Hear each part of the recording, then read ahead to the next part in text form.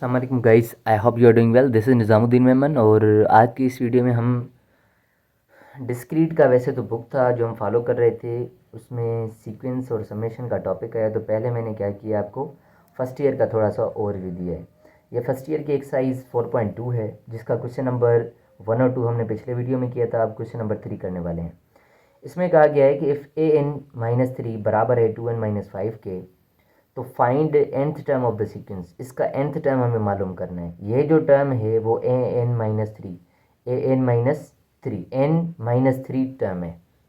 तो हमें nth term मालूम करना है। वो हम किस तरीके से मालूम करेंगे, मैं इसको साइड कर देता हूँ, क्वेश्चन लिख देता हूँ मैं। क्वेश्चन नंबर एक्सरसाइज 4.2 का क्वेश्चन नंबर 3 है, जिसका n-3 टर्म हमारे पास गिवन है 2n-5 के बराबर। 2n-5 के बराबर हमें क्या करना है, एन टर्म निकालना है, nth टर्म। तो हमें मालूम है कि अगर nth टर्म निकालना है तो ये -3 यहाँ पर नहीं होना चाहिए। ये -3 क्या हो, यहाँ पर नहीं होना चाहिए। तो हम बेसिकली क्या करने लगे हैं, हम n की जगह लिखने लगे हैं n+3। n की जगह लिखने लगे हैं n+3। तो ये a सेम, इस n की जगह पे मैं लिखूँगा n+3 और यहाँ पर आ जाएगा -3 इज इक्वल्स टू 2, और इस n की जगह भी मुझे यही लिखना पड़ेगा n+3 -5। अब देखें, ये +3 -3 कैंसिल आउट हो गया, तो ये अभी जो आ रहा है nth टर्म आ रहा है, an आ गया, मतलब nth टर्म। ये n-3 टर्म है, ठीक है। सो ये nth टर्म है, और 2 time n is 2n, 2 time 3 is 6, और ये -5 हमारा सेम। इसको ज़रा सिंप्लीफाई करते हैं इस साइड पे, ये 2n हमारा सेम रहेगा, 6 में से 5 जाएगा तो -1 प्लस का 1 बचेगा।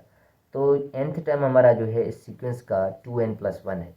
ये हमारा फाइनल आंसर रहेगा। हमारे पास क्वेश्चन नंबर 5 है, ठीक है। मैं इसको ज़रा एड्रेस कर देता हूँ। क्वेश्चन नंबर 5 पर चलते हैं हम।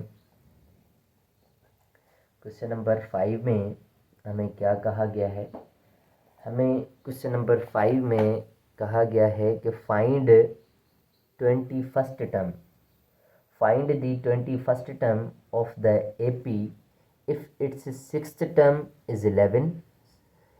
21st टर्म फाइंड करें एक अर्थमेटिक प्रोग्रेशन का, एपी अर्थमेटिक प्रोग्रेशन का, जबकि उसका सिक्स्थ टर्म क्या है, 11 है, and the 15th term is 47, और जो इसका 15th टर्म है वो क्या है, 47 है। मैं इसको ज़रा साइड कर देता हूँ और ये डिटेल लिख देता हूँ कि हमें क्या करना है, A21 टर्म निकालना है, 21st टर्म निकालना है, जबकि सिक्स्थ टर्म हमारे पास गिवन है 11 के बराबर है, और 15th टर्म जो है हमारा किसके बराबर है, 47 के बराबर है।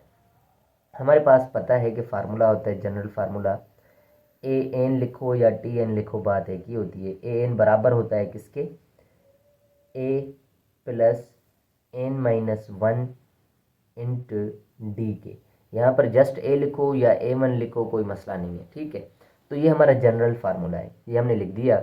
अब क्या करेंगे, ये वाली डिटेल और ये वाली डिटेल हम रिप्लेस करने लगे हैं 1 बाय 1।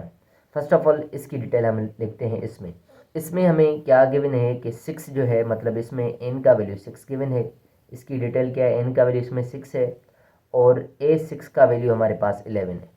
तो हम क्या करेंगे, ये an है तो फिलहाल मैं a इसमें लिख देता हूँ 6 इज इक्वल्स टू A1 हमें मालूम नहीं है तो A1 सेम, प्लस n का वैल्यू हमें मालूम है तो उसकी जगह मैं 6 - 1 लिखूँगा, और d भी मालूम नहीं है तो d हमारा सेम, ठीक हो गया। A6 हमारा किसके बराबर है, 11 के बराबर है, तो A6 की जगह अब मैं 11 लिखूँगा। ये A1 हमारा सेम आएगा, 6 में से 1 गया तो प्लस का 5d बचेगा। ये इक्वेशन नंबर 1 हो गई। इसको मैंने क्या कर दिया, इक्वेशन नंबर 1 का नाम दे दिया। अब मैं क्या करने लगा हूँ, इसकी डिटेल इस फार्मूला में रिप्लेस करूँगा।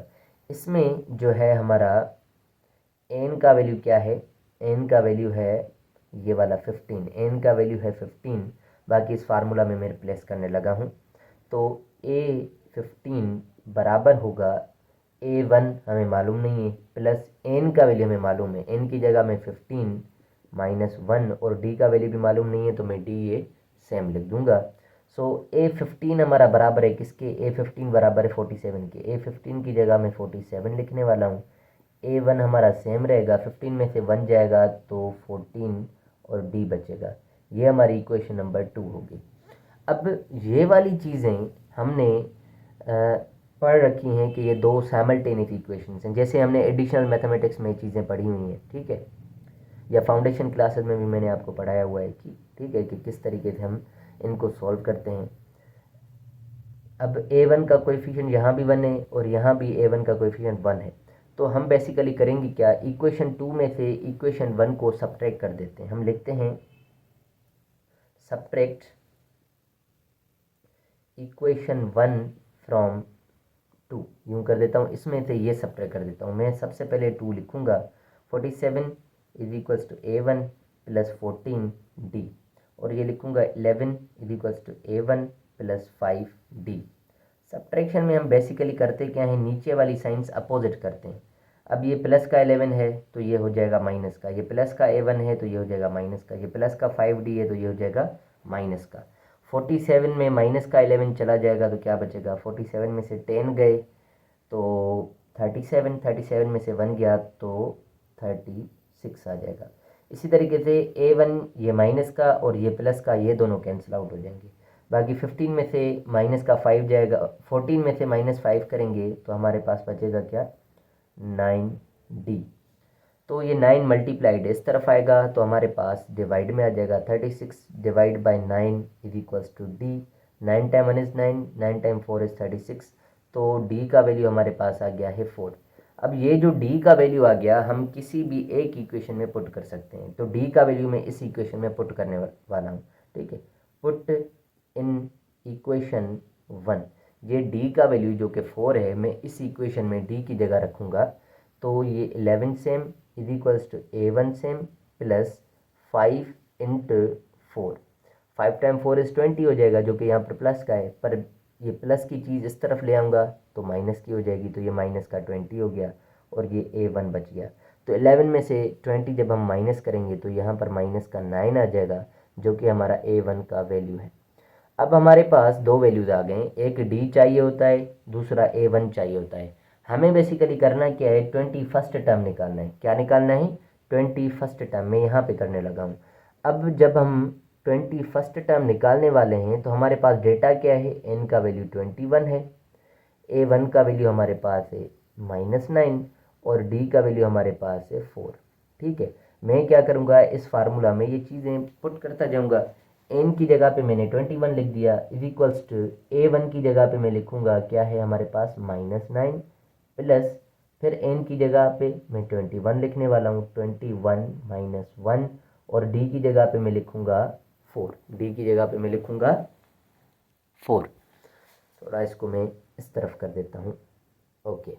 सो A21 इज इक्वल्स टू -9, 21 में से 1 जाएगा तो हमारा 20 बचेगा, 20 और 4 को आपस में मल्टीप्लाई करेंगे, 20 टाइम 4 ये हो जाएगा 80, और ये -9 है, तो A21 का नेक्स्ट स्टेप में हमारा आंसर आने वाला है।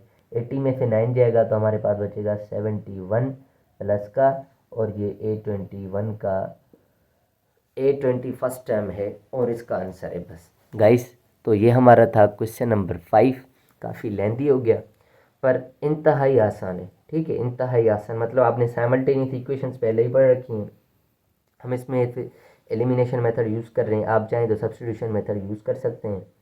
जब आपके पास A और D की वैल्यूज़ मिल जाएं, आपने ये फार्मूला 3 दिन से हम पढ़ रहे हैं, इसमें बस पुट कर देनी है और आपको सॉल्यूशन मिल जाएगा। So guys, thank you so much for watching my videos. अल्लाह हाफिज़।